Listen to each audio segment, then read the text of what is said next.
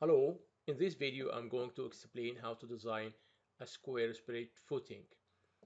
Here we have the design a spread footing to support a 450 mm square column, and this column is carrying a service dead load of 1800 kilonewton and service live load of 1200 kilonewton. That means you have to carry out your load rundown on each floor, and at the foundation level you want to have two lines. Normally you can do that with Excel sheet, for example. So you have one column will be for the dead load and the other column will be for the live load. So at the end, at the foundation level, you have the total service dead load unfactored. The value of that is here 1800 kilonewton, and the same thing for the live load is 1200 kilonewton. Now when you look at this section here, we have the 450 is the cross section of the column, and that will be supported on a foundation, and this foundation will have the depth, that's what we need to design, and this cross section here, the length and the width, and this here has to be determined.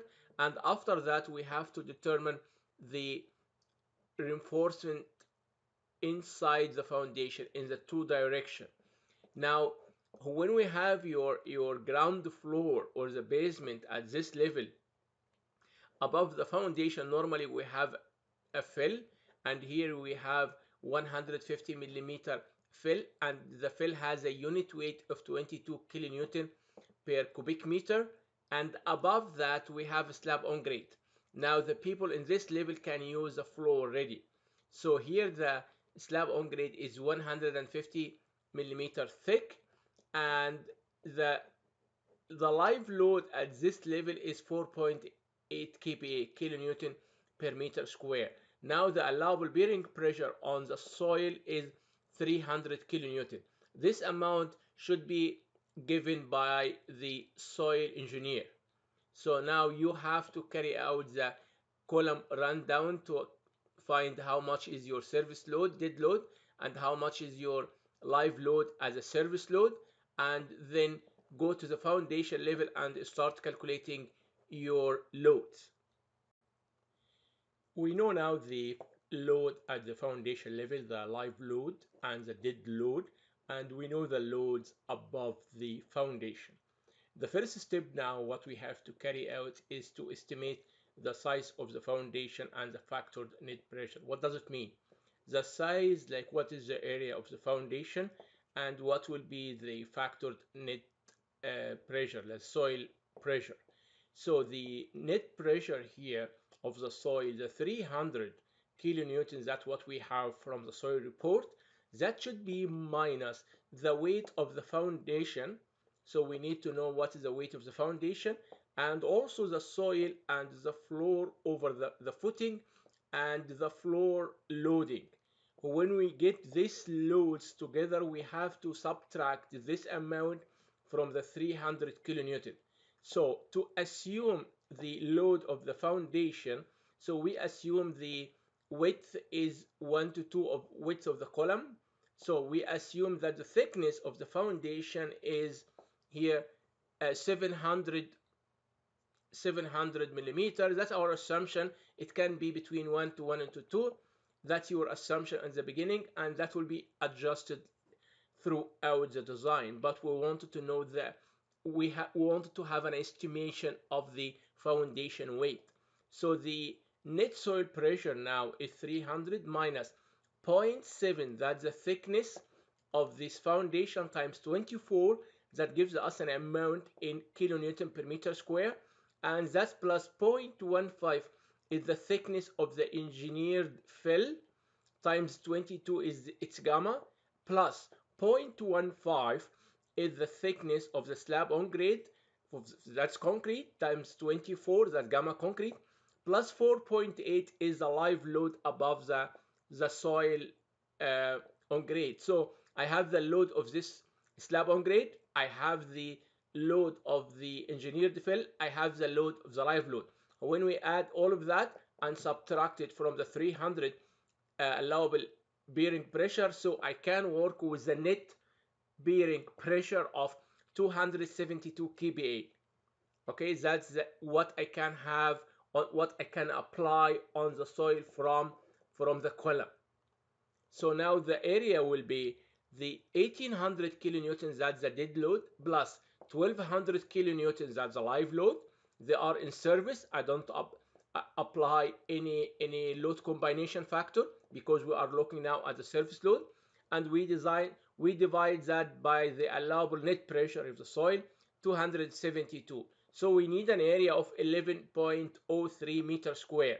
So if we take 3.3 meter square, because the column is a square, so we said, okay, let's have it a square footing, and we assume that the area inside the footprint of the building will allow us to have a square footing. So now let's try a footing with 3.35 meter, and the thickness is 700 millimeter thick. So the factored net pressure to design the foundation, we have now to work with the factored net soil pressure. Then we have to apply 1.25 times 1800 for the dead load, plus 1.5 times the 1200 live load. That will be divided by the area which we have assumed. So now we have here 361 kPa, that's the factor. Now let's check the capacity of this foundation to resist the two-way shear, or that's a punching shear. So the punching shear here will be this column as a square, and we add half of the depth of the foundation from each side, and then we have this area which is the punching cone. And this punching cone, when we calculate the pressure, we have to subtract this area from the total area of the foundation. Now we assume the total thickness of the foundation to be 700 minus 75 millimeter concrete cover, because normally we assume that we pour the concrete against the soil, and in this case we need 75 millimeter cover, and minus also 1 bar diameter, and we assume that we will have the bar number 25 is used in this foundation. So the total D here will be 600 millimeter. So 700 minus 75 minus 25, it's 600 millimeter. So when I have D half here 300 millimeter and here 300 millimeter, then I have the total dimension here 450 plus 600, that will be 1050, and the other direction is the same because that's a square column. Now I can get the total area, the hatched area here will be the area of the foundation minus this white area, and this here, when I multiply this hatched area times the factored net pressure, now I know the force which can cause the punching shear or the two-way shear on the foundation. Now this is the area, the total area of the foundation, 3.35 times 3.35 minus, that's the white area from the punching cone, 1.05 times 1.05 times the factored net soil pressure. So I have here 3,650 kilonewton. Now that's the factored force. I have to compare this with the resistance of the concrete.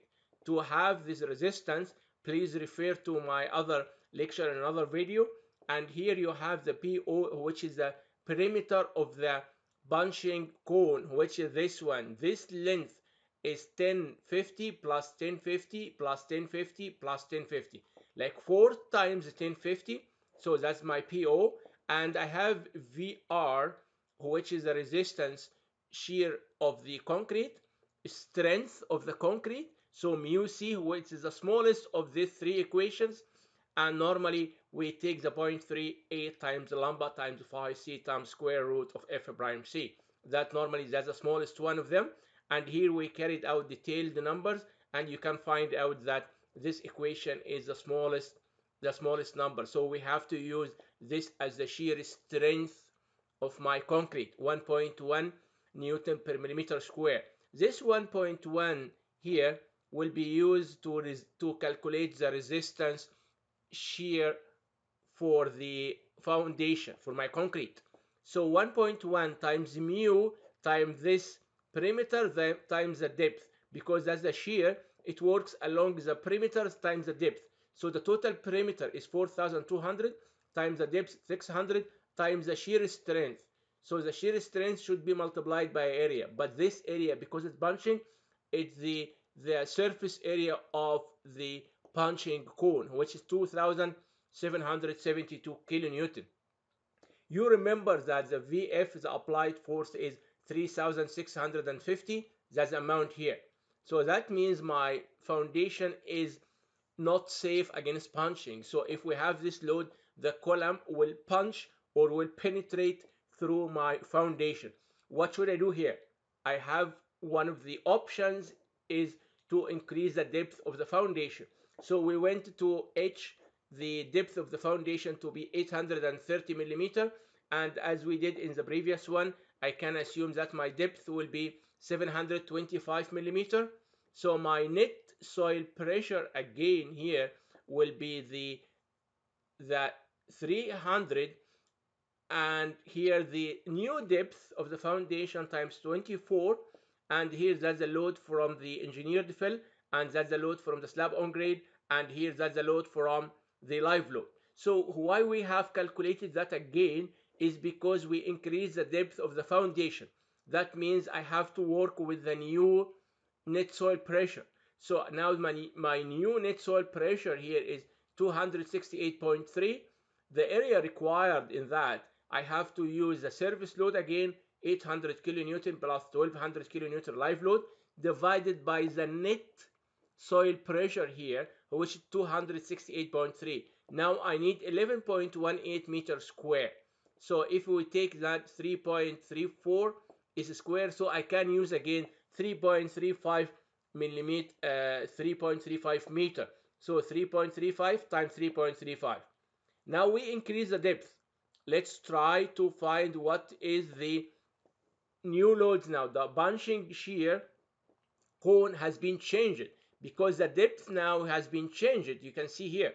So it's not 300, it's 362, 362. So the length has been increased and this length has been increased.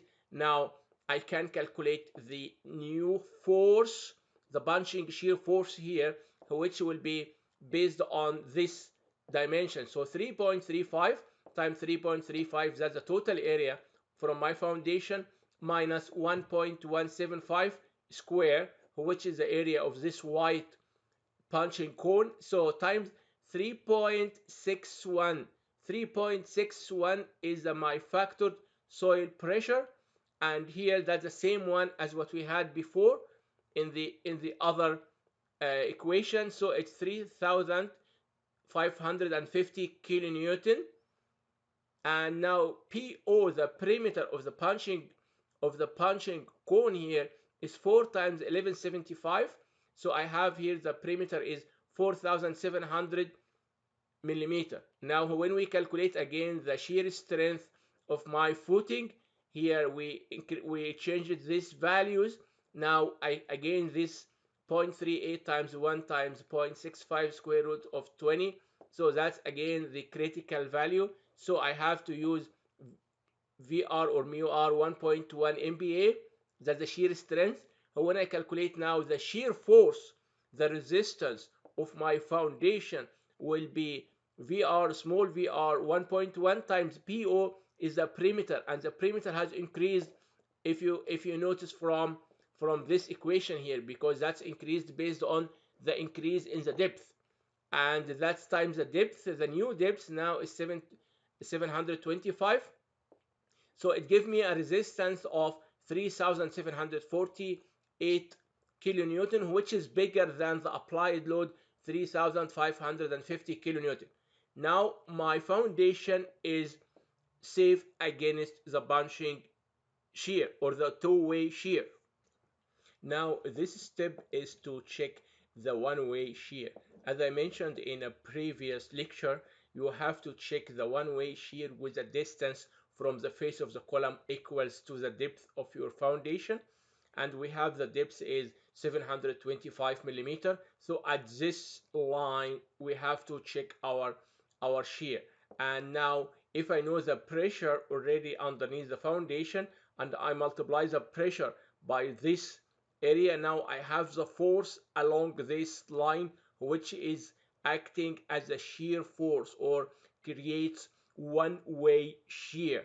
Now this here, the force, the factored soil pressure is 361 multiplied by this length 3.35 meters times this width, and now I have a factored shear force of 877 kilonewton. What is my resistance for the concrete? Now the VC equal 230 divided by 1000 plus D times lambda times phi C times the square root of F prime C times the width of the cross section times the depth. So now here 230 divided by 1000 plus 725, that's my depth of the foundation, times 1 times lambda phi c equals to 0.65 times the square root of 20 times the width here is 3.35 meters times my depth is the 725. Now this VR here is 940.6 kilonewton. That's my resistance against shear. You have to compare your resistance against shear with the factored shear force.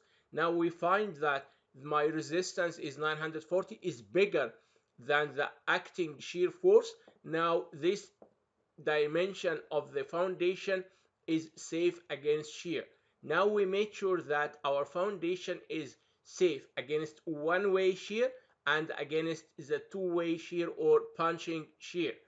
The third and last check for this example is what is the reinforcing bars.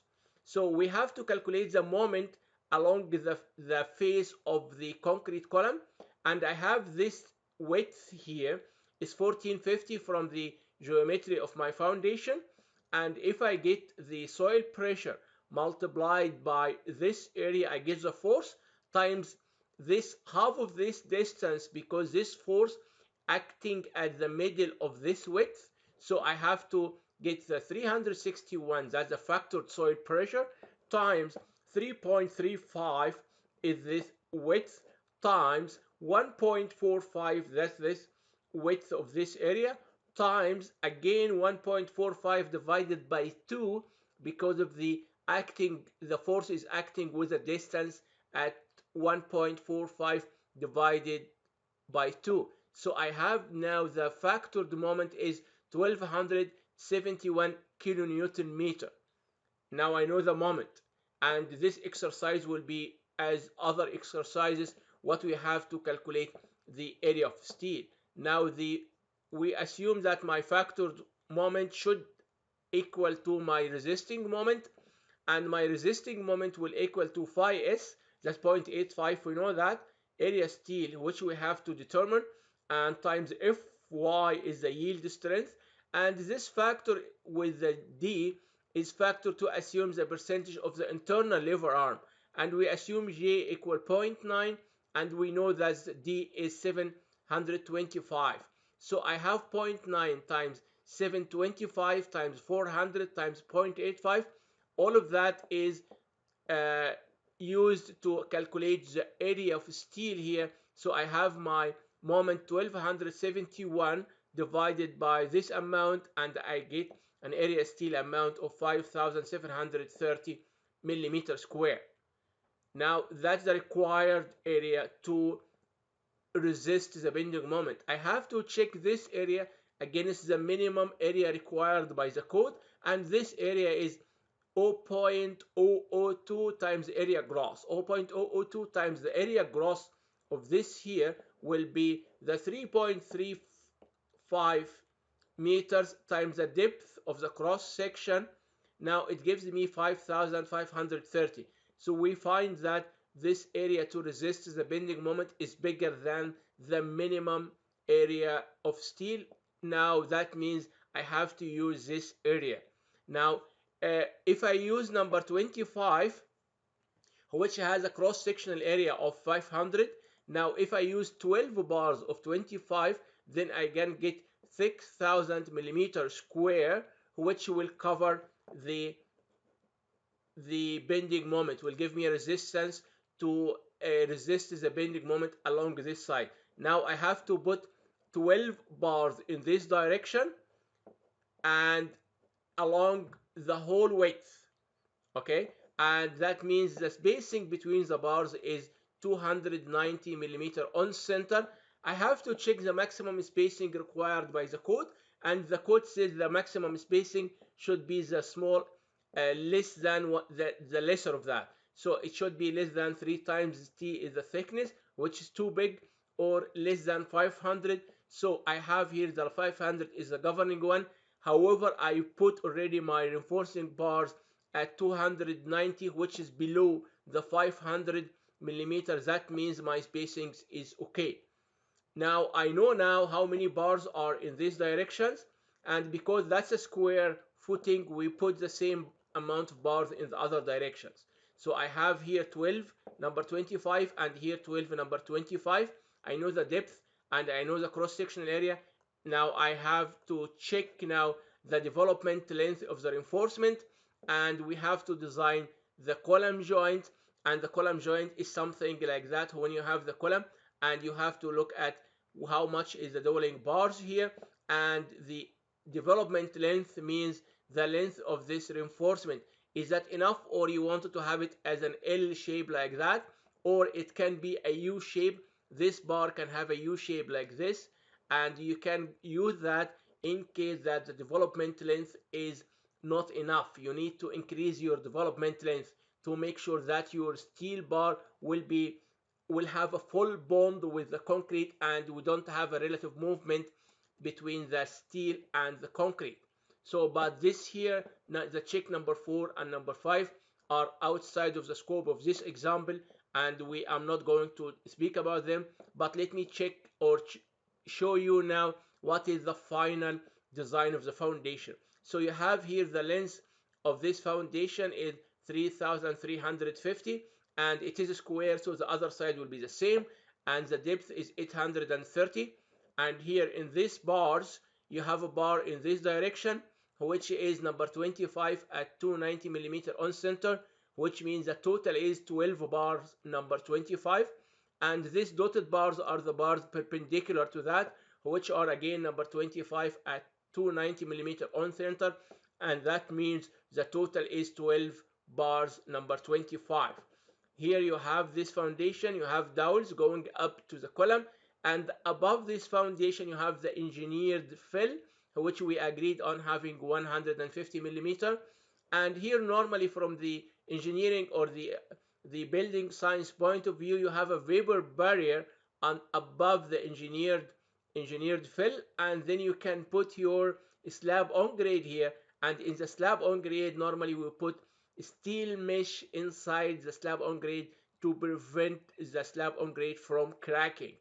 So I have a slab on grade, underneath that vapor barrier, underneath that engineered fill, and underneath that I will have my foundation, and in the foundation I should add dowels to connect the foundation with my columns.